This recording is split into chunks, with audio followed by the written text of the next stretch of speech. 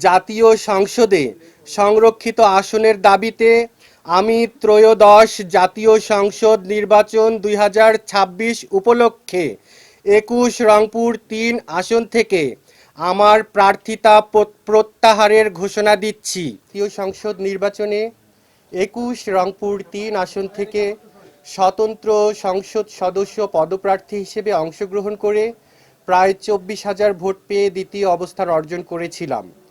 এবারও আমি একই আসন থেকে স্বতন্ত্র সংসদ সদস্য পদপ্রার্থী হিসেবে মনোনয়নপত্র গ্রহণ করেছি।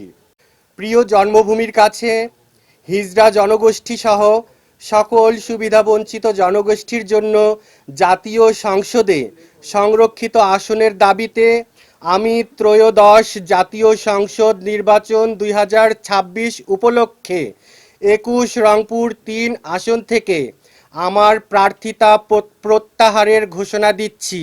একই সঙ্গে সম্মানিত ভোটারদের প্রতি আমার প্রার্থিতা প্রত্যাহারের প্রেক্ষিতে হরিণ প্রতীকে ভোট না দেওয়ার জন্য বিনীত অনুরোধ জানাচ্ছি।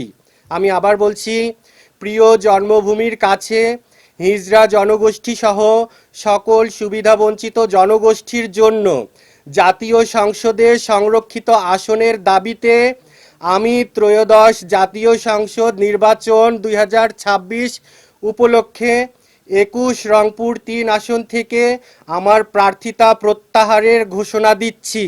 একই সাথে সম্মানিত ভোটারদের প্রতি আমার প্রার্থিতা প্রত্যাহারের প্রেক্ষিতে হরিণ প্রতীকে ভোট না দেওয়ার জন্য বিনীত অনুরোধ জানাচ্ছি।